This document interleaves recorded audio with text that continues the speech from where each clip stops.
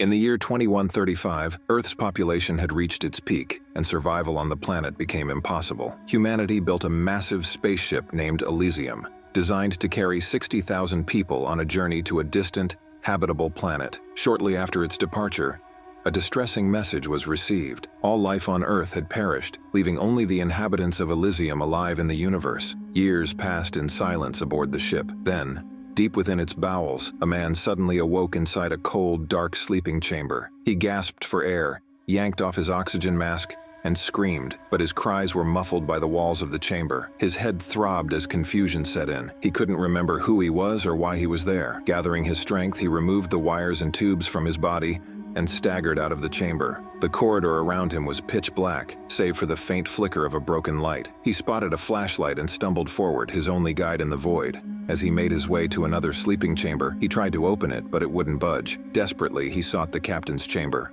hoping for answers, but the door remained sealed tight. Panicking, the man grabbed a rod and slammed it against the door. Sparks erupted, and with a deafening crash, the power surged. Suddenly, another chamber unlocked, and out stumbled a second man, Patton. Just like the first man, he had no memory of who he was or why they were aboard the ship. With no answers, the two of them turned to the control panel, trying to send a distress signal. They noticed something odd. A number 5 was etched onto the first man's hand. He realized he was part of Group 5, but he had no idea where the rest of his group was. Suddenly, they heard strange sounds from above. The first man, whom Patton called Bauer, decided to investigate.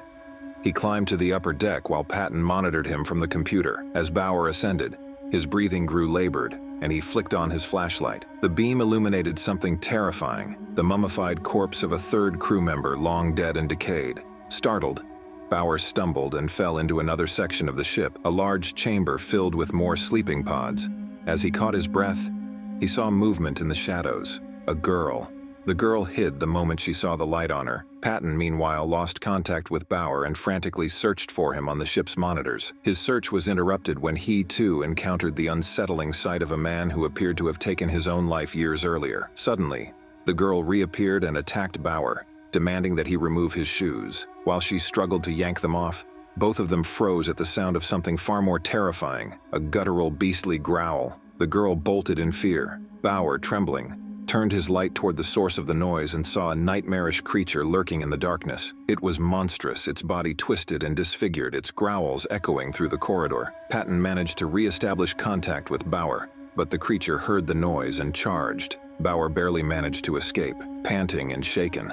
Patton reminded him that they needed to call for help. This was the NCM Elysium, not designed for return, only for one-way travel to the new planet. 60,000 people had left Earth for salvation. Now Bauer remembered flashes from his past, a time when he was a child, watching TV with his family, learning about the journey to this new world where everything would be perfect. He remembered his wife. Was she on this ship too? Was she still alive? Patton urged him to stay focused.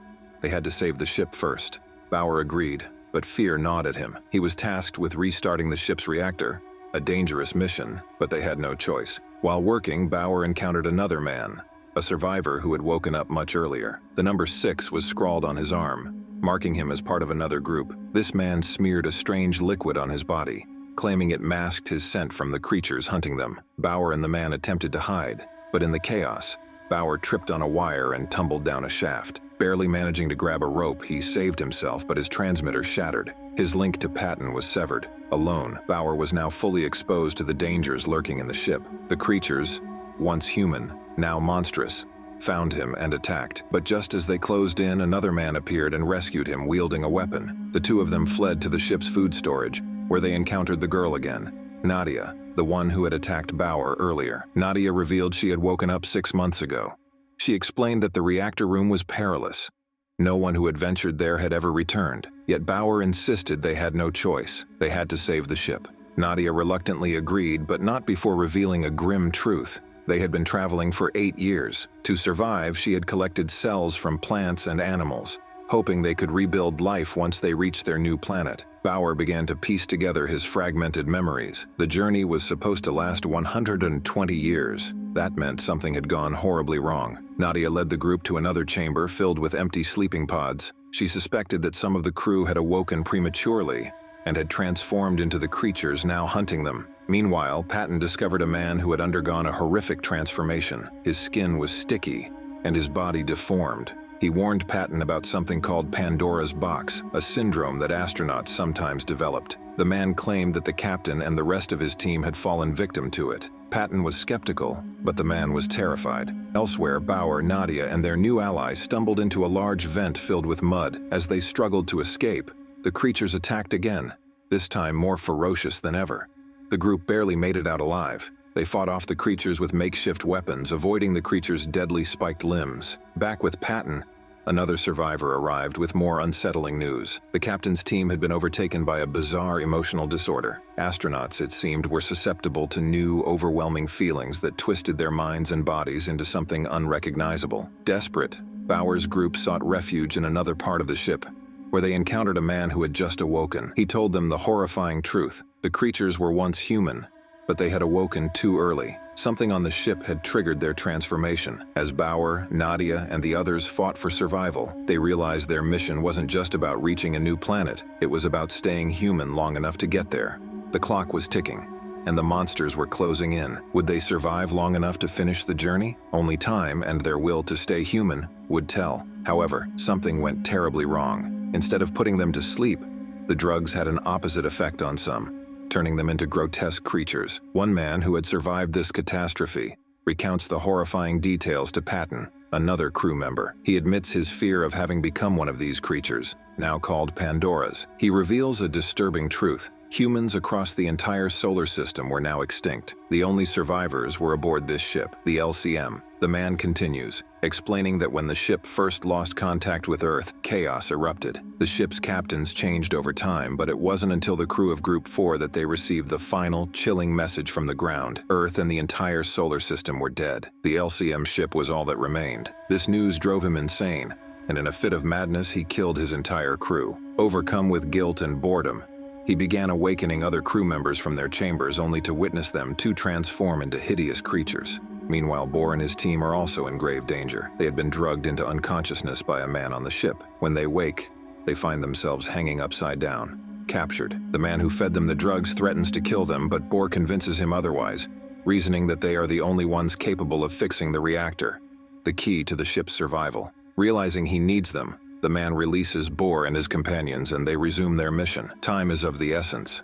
Bohr contacts Patton, informing him they have only 47 minutes left to restart the reactor. As Bohr and his team make their way forward, they encounter a new, terrifying reality. The creatures that once roamed the ship had now begun reproducing, and they come across a baby creature, wailing for its parents. Bohr's team, with a mixture of fear and determination, presses on. As they move closer to their objective, the man with Patton makes a cynical remark. Bohr will never be able to restart the reactor. His skills were lost while in the sleep chamber. Patton, trusting Bohr's resilience, silences him, convinced that Bohr will succeed. Bohr's journey becomes even more treacherous when he stumbles upon rows of empty sleep chambers, a sign that others had woken far too early, succumbing to the same fate as the creatures. The creatures, drawn to the electric energy of the ship, were in a strange state of comfort, but always on the brink of waking. As Bohr carefully navigates through them, the bridge he's walking on suddenly collapses, sending him plummeting right into the middle of the creatures. Thinking quickly,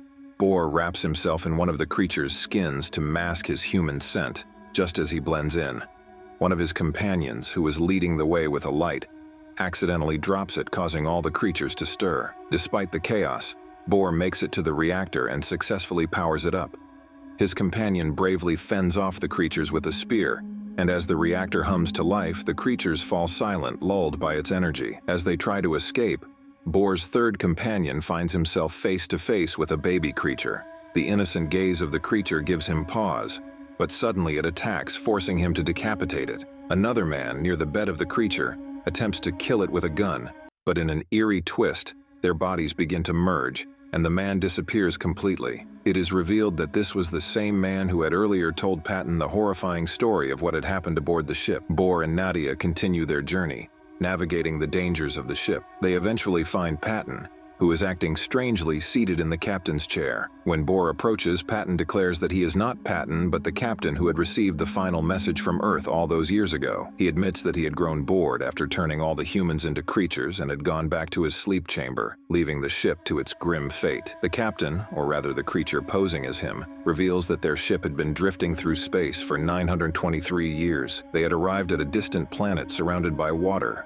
a place they were meant to reach, but because the humans had woken up too early, they had transformed into monsters. Had they remained asleep for the full 800 years, they would have remained human. The weight of this revelation sends Bohr into a state of shock, his mind swirling with despair. In a moment of confusion, he accidentally fires his gun, causing damage to the ship. Water begins pouring in, threatening to sink them all. Thinking quickly, Bohr grabs Nadia, and they escape to a pod, which rockets to the surface of the water. Gasping for air, they realize they've made it. They've reached land. As Bohr and Nadia gaze upon the unfamiliar landscape, they see that other pods have also surfaced, bringing with them other survivors. Yet the grim truth remains. The captain who caused all this madness is still trapped aboard the LCM, along with the creatures he created. The real captain had died long ago, replaced by this imposter who had unleashed the horror upon the ship. Bohr and Nadia, standing on solid ground for the first time in centuries, look around, knowing that despite everything, a new beginning awaits them. Though they had been trapped in space for nearly a millennium, they were finally free. The Earth was gone. The creatures were behind them. And now, on this distant planet, they had a chance to start life anew. And you, my friend, can start a new interesting story by clicking on the videos on the right. Subscribe to never miss an upload again. I drop every other day. Grab your popcorn, enjoy yourself, and see you soon, my friend.